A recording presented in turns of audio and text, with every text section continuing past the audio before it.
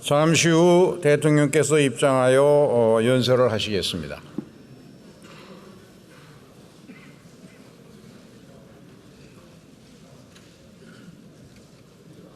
지금 대통령께서 입장하고 계십니다.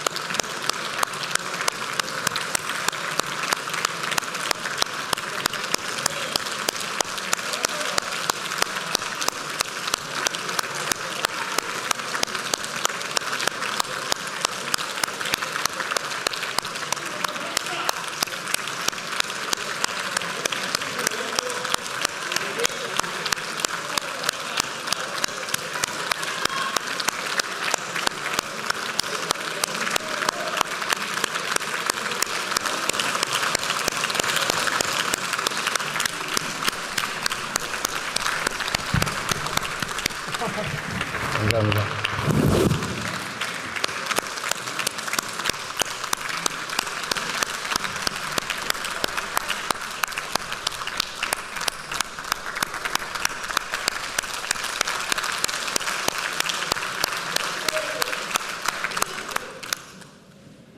존경하는 국민 여러분, 민생과 국가 발전을 위해 애쓰시는 김진표 국회의장님, 김영주 정우택 부의장님, 또 함께해 주신 이재명 더불어민주당 대표님, 이정미 정의당 대표님, 김기현 국민의힘 대표님, 홍익표 민주당 원내대표님, 윤재옥 국민의힘 원내대표님, 그리고 여야 의원 여러분, 저는 오늘 정부의 국정 운영 방향과 이에 터잡은 내년도 정부 예산안을 국민과 국회에 설명드리고자 합니다.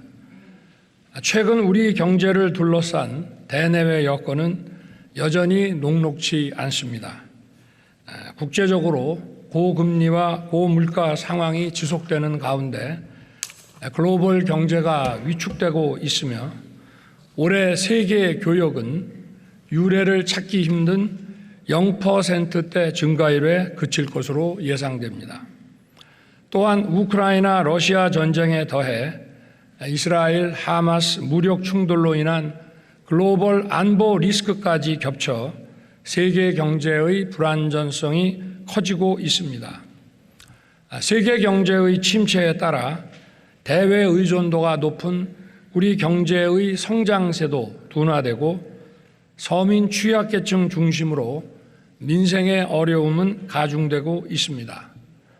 이에 정부는 각별한 경각심을 가지고 거시경제 리스크 관리에 만전을 기하는 가운데 경기 회복과 민생 안정에 주력하고 있습니다. 경제 안보 상황을 24시간 밀착 모니터링하는 한편 상황별 조치 계획을 점검하고 신속한 적기 대응 조치를 상시 준비하고 있습니다. 한국은행이 지난주 발표한 3, 4분기 GDP 성장률 지표를 보면 우리 경제는 작년 말과 금년 초의 전망대로 하반기로 갈수록 성장세가 증가되고 내년에는 잠재 성장률 이상으로 회복되어 주요국을 상회할 것으로는 예상됩니다. 주력 수출품인 반도체 수출이 회복세를 이어가는데 자동차, 조선, 2차 전지, 방산 등 다양한 품목의 수출이 개선되면서 회복세를 견인하고 있습니다. 정부는 최근의 회복세가 더욱 힘을 받도록 수출 및 투자 확대 노력을 강화하고 내수 회복에도 주력하겠습니다. 그간 부진했던 경제 지표가 조금씩 나아지고는 있지만 민생의 어려움은 여전히 지속되고 있습니다. 유류세와 관세의 인하, 공공요금 관리 등으로 우리나라의 물가 상승률은 주요국을 비교해서 다소 낮은 수준이긴 합니다. 그러나 국민 여러분께서 체감하시는 물가는 여전히 높고 장기간 지속되어 온 고금리로 생계비 부담이 가중되고 있습니다. 정부는 물가와 민생 안정을 모든 정책의 최우선에 두고 총력 대응하겠습니다.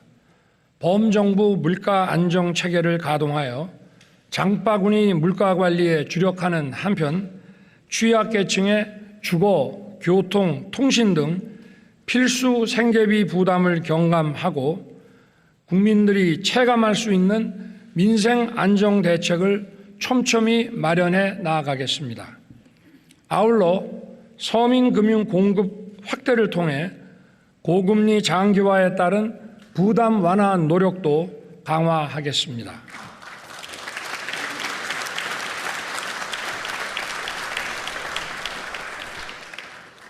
존경하는 의원 여러분, 정부는 지난 1년 6개월 동안 시장 중심으로의 경제 체질 개선과 재정의 지속 가능성을 염두에 두고 경제 정책을 펼쳐왔습니다. 아울러 첨단 산업 분야에서 글로벌 선도 국가로 도약하는 기반을 다져왔습니다. 세계 최대 시스템 반도체 클러스터 조성과 금융 세제 지원을 통해 반도체와 배터리 분야의 초격차 확보를 위해 힘써왔으며 그 과정에서 보여준 국회의 관심과 협조에도 감사드립니다. 또한 복지 정책의 최우선을 약자 보호에 두고 어려운 분들에게 국가의 손길이 빠짐없이 닿을 수 있도록 노력하겠습니다. 저는 그것이 우리의 미래를 위한 것이라고 믿고 있습니다. 생명과 지역을 살리는 담대한 의료 개혁, 그리고 기회발전 특구와 교육자유 특구를 중심으로 어디서나 살기 좋은 지방시대 구현에도 노력해 왔습니다.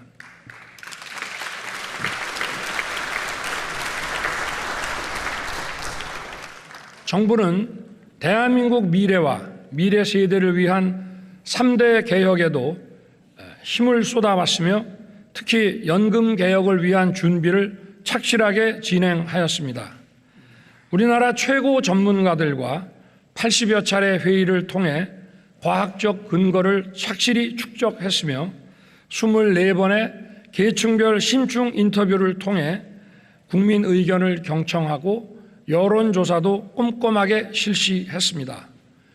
이렇게 해서 마련한 방대한 데이터는 국민연금 모수 개혁을 포함하여 연금제도 구조 개혁을 위해 요긴한 자료가 될 것입니다.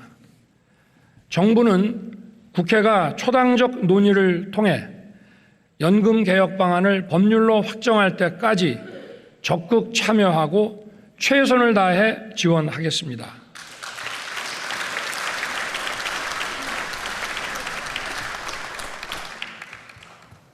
정부는 공정과 상식을 기반으로 하는 노동시장을 조성하고 근로자 전체의 권익을 증진시키기 위한 노동개혁을 추진해 왔습니다.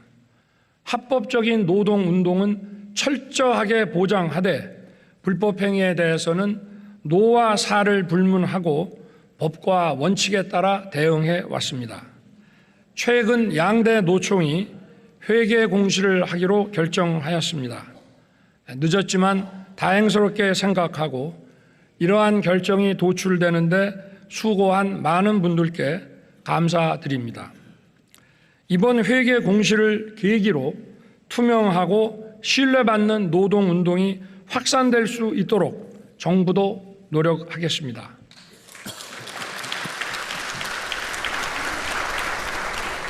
노사 모두 대한민국의 미래와 청년의 미래를 위한 노동개혁에 함께해 주실 것을 부탁드립니다.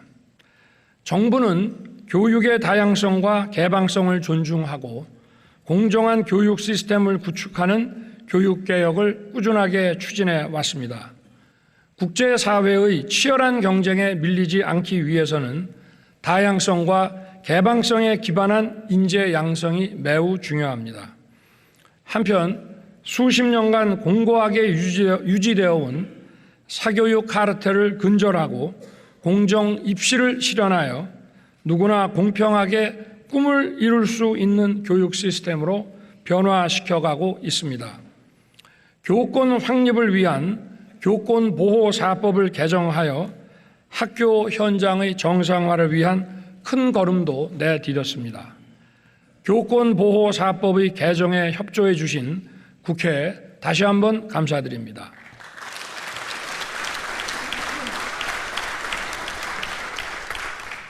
아이들을 안심하고 맡길 수 있는 세계 최고 수준의 돌봄 서비스 제공을 위해 유보 통합과 늘봄 학교를 적극 추진해 오고 있습니다.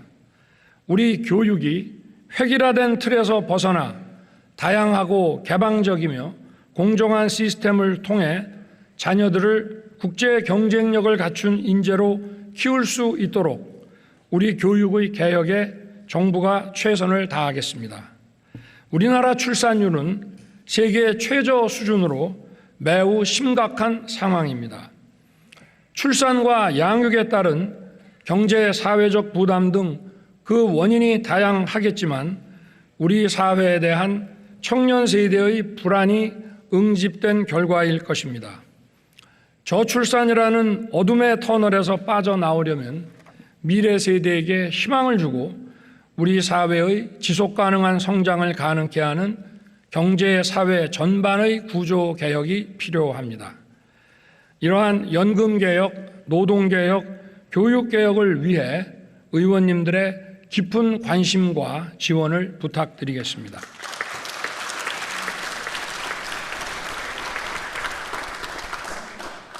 존경하는 국민 여러분, 그리고 의원 여러분, 튼튼한 안보는 경제의 초석입니다. 북한의 불법 도발에 강력히 대응하면서 핵미사일 위협에 대한 억지력을 강화하고 있습니다. 한미 핵협의 그룹을 가동하여 동맹의 확장 억제력 수준을 격상시켰습니다. 정부는 올해 한미동맹 70주년을 맞아 안보, 경제, 첨단기술, 정보, 문화를 망라한 글로벌 포괄 전략 동맹을 구축하였습니다. 세계적인 공급망 위기에서 긴밀히 작동하는 한미 경제안보 협력 메커니즘은 우리의 위기관리 능력을 더욱 튼튼하게 할 것입니다.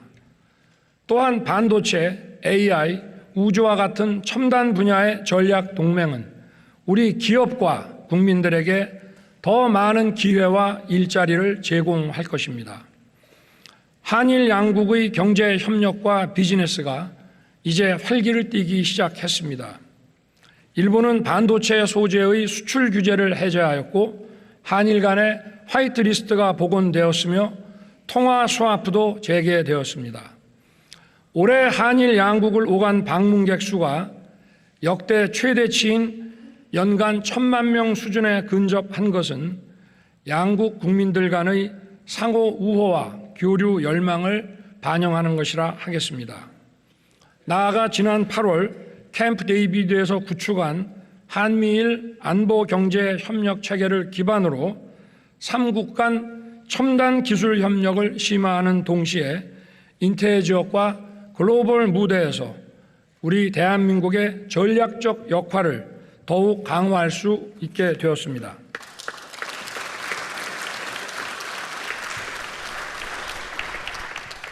중국과는 지난해 11월과 올해 9월 각각 시진핑 국가주석과 리창 총리를 만나 자유무역과 다자주의에 대한 지지 입장을 서로 확인하였습니다. 올해 8월부터는 중국으로부터의 단체 관광이 재개되어 인적 교류가 활발해지고 있습니다. 정부는 중국과 호혜적 협력을 지속하면서 양국 기업과 국민들이 더 많은 교류의 기회와 혜택을 누릴 수 있게 할 것입니다. 저는 외교의 중심을 경제에 두고 우리 국민과 기업이 뛰는 곳이면 세계 어디든 달려가고자 합니다.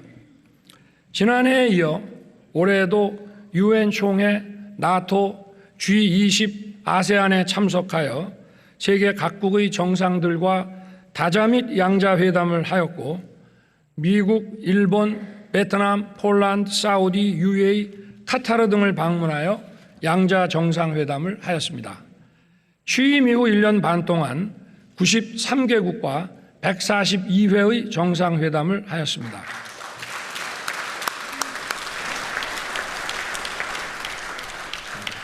중동 3국과의 양자 정상회담 시에 양국 기업들 사이에 792억 달러, 약 107조 원의 수출과 수주가 이루어졌습니다.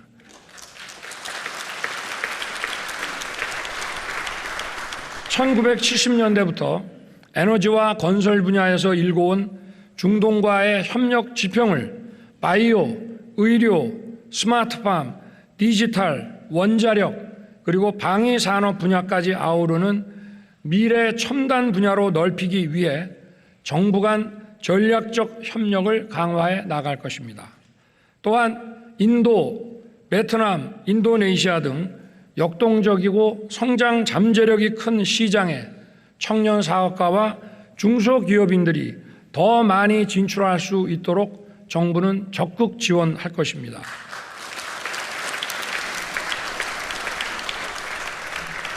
존경하는 의원 여러분, 우리 정부의 재정 운영 기조는 건전 재정입니다. 건전 재정은 단순히 지출을 줄이는 것만이 아니고 국민의 혈세를 낭비 없이 적재적소에 효율적으로 쓰는 것입니다. 건전 재정은 대내적으로는 물가 안정에, 대외적으로는 국가 신인도를 유지하는 데 매우 중요할 뿐 아니라 미래 세대에게 감당하기 어려운 빚을 넘겨주지 않기 위한 것입니다. 최근 국제통화기금은 우리나라의 건전재정 기조를 옳은 방향이라고 호평하였고 이에 따라 국제신용평가사들도 대한민국의 국가 신용등급 유지에 가장 중요한 요인으로 재정 건전화 노력을 꼽았습니다.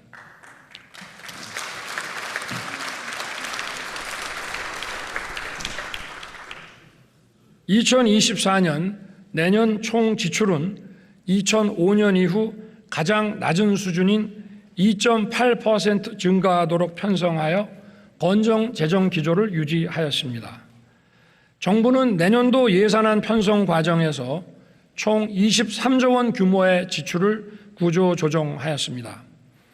모든 재정 사업을 제로 베이스에서 검토하여 예산 항목의 목적과 취지에 맞지 않는 지출, 불급하거나 부정 지출이 확인된 부분을 꼼꼼하게 찾아내서 지출 조정을 하였습니다. 이를 통해 마련된 재원은 국방, 법치, 교육, 보건 등 국가 본질 기능의 강화와 약자 보호, 그리고 미래 성장 동력 확보에 더 투입하겠습니다. 경제가 어려울 때일수록 어려움을 더 크게 겪는 서민과 취약계층, 사회적 약자를 더욱 두텁게 지원하겠습니다.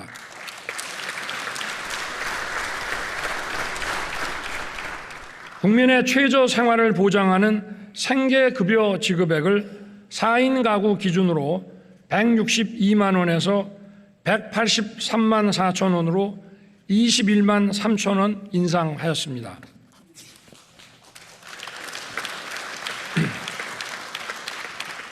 장애 정도가 심한 발달 장애인에게 1:1 전담 서비스를 제공하고 가족 돌봄이 불가능한 경우에 제공하는 개별 돌봄 시범 서비스를 전국에 확대하여 24시간 지원 체제로 만들어 장애인 가족의 어려움을 덜어드리겠습니다.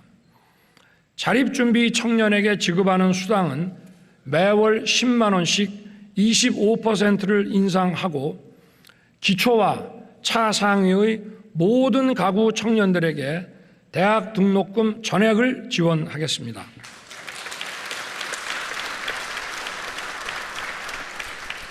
총 12만 명의 소상공인들에게 저리 융자를 제공함과 아울러 이분들에게 고효율 냉난방기 구입 비용을 보조하여 연간 최대 500만 원까지 냉난방기 구입 비용을 지원하겠습니다. 치안, 국방, 행정 서비스 등 국가의 본질 기능과 관련하여 국민의 안전과 편의를 더 철저하게 보장하기 위해 국민의 세금을 충실히 사용하겠습니다. 묻지마 범죄에 신속하게 대응하기 위해 경찰 조직을 치안 중심으로 개편하고 이에 맞는 경찰 예산도 치안 역량을 제고하는 데 중점 배정하겠습니다.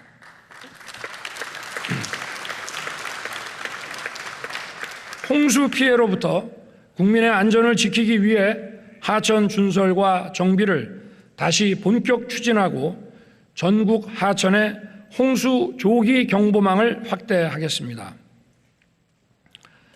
군 초급 간부의 단기 복무 장려금을 인상하고 전방의 농물 관사 제로화를 신속히 추진하여 국가 안보와 국민의 안전을 위해 헌신하는 군 장병들의 후생을 향상시키겠습니다.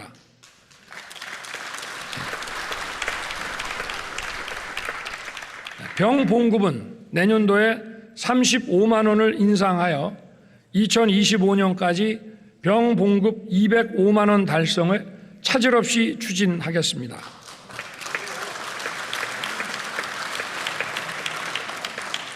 우리 국민과 기업의 글로벌 시장 개척과 활동을 전략적으로 뒷받침하고 글로벌 중추 국가로서 국제사회에 대한 책임 있는 기여를 할 수 있도록 개발 원조 ODA 예산 규모를 6조 5천억 원 수준으로 확대하겠습니다. 양질의 일자리 창출과 성장 동력 확보에 예산 배정에 중점을 두도록 하겠습니다.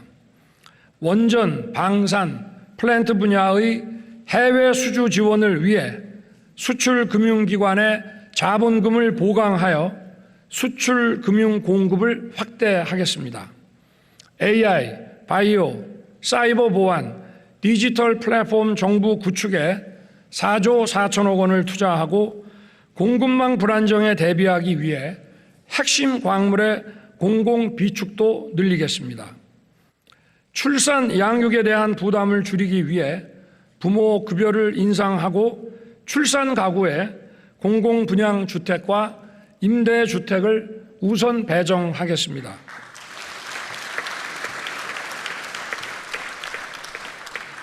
R&D 예산은 2019년부터 3년간 20조 원 수준에서 30조 원까지 양쪽으로는 10조 원이나 대폭 증가하였으나 미래 성장 동력 창출을 위해 질적 개선과 지출 구조 조정이 시급하다는 지적이 많았습니다. 국가 R&D 예산은 민간과 시장에서 연구개발 투자를 하기 어려운 기초 원천 기술과 차세대 기술 역량을 키우는 데 써야 하는 것입니다. 이번 예산안에는 첨단 AI 디지털, 바이오, 양자, 우주, 차세대 원자력 등에 대한 R&D 지원을 대폭 확대하였습니다.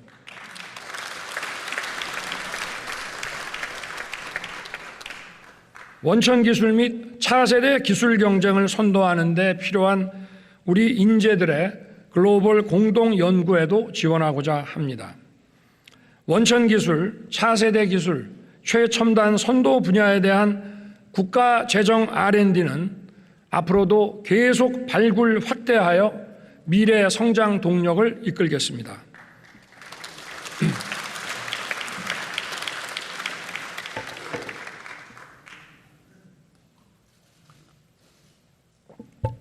아울러 중소기업들이 자금 여력 부족으로 투자하기 어려운 기술 개발 분야와 인공지능, 머신러닝, 자율주행 등의 딥테크 분야에 대한 R&D 투자도 확대하겠습니다.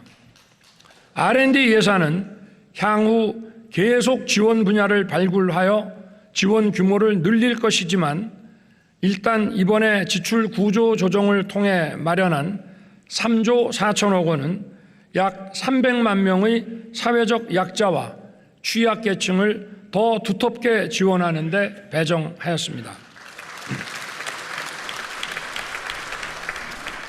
총 123만 기초수급 가구에 가구당 최대 21만 3천 원을 인상하여 총 1조 5천억 원의 생계급여를 더 지급할 수 있게 됐습니다.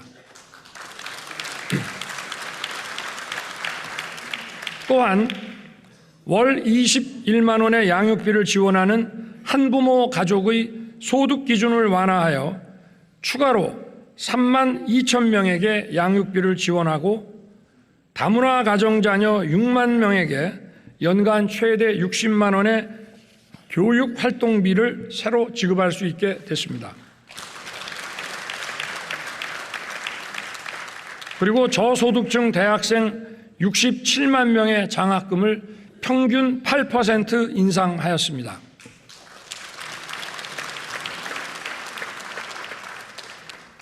최근 국가재정 R&D의 지출 조정 과정에서 제기되는 고용 불안 등의 우려에 대해서는 정부가 세심하고 꼼꼼하게 챙기고 보완책도 마련하겠습니다.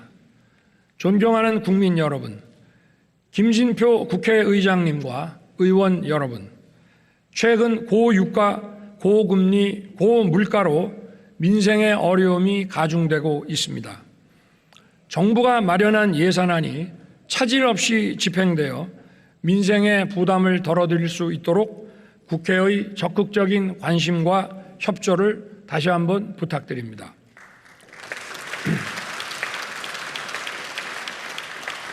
(170만) 명의 기초수급자의 생계급여 인상분과 100만 명 대학생과 청년의 국가장학금 인상분 등이 제대로 집행될 수 있도록 각별한 배려를 당부드립니다.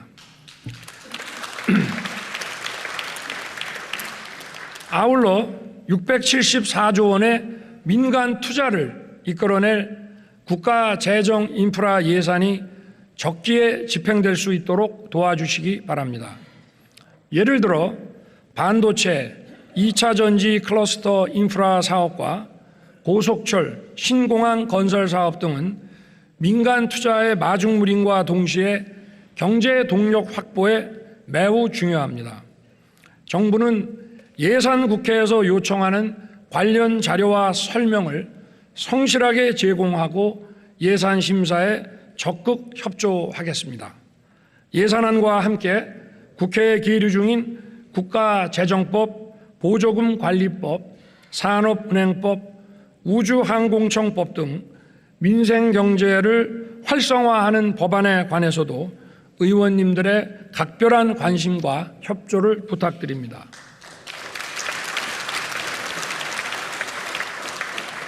존경하는 의원 여러분, 지금 우리가 처한 글로벌 경제 불안과 안보 위협은 우리에게 거국적 초당적 협력을 요구하고 있습니다. 당면한 복합 위기를 극복하기 위해 힘을 모아주시기를 부탁드립니다. 우리 모두 국민과 함께 위기 극복과 새로운 도약의 역사를 만들어 갑시다. 대단히 감사합니다.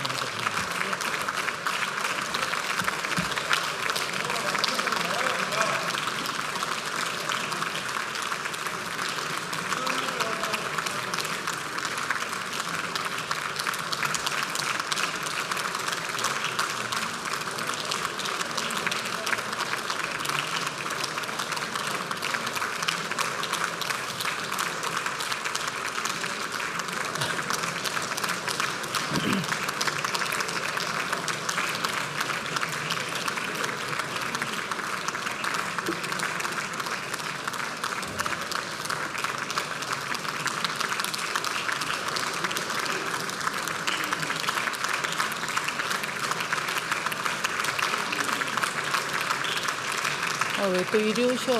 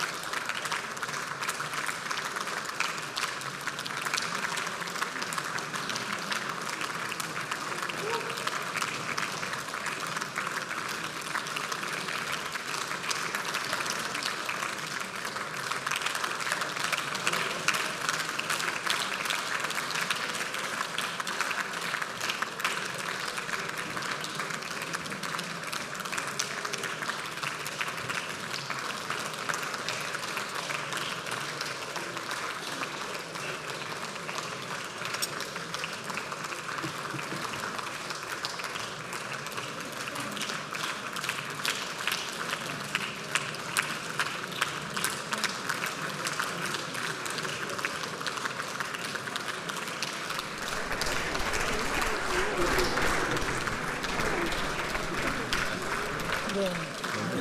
나가시오 또.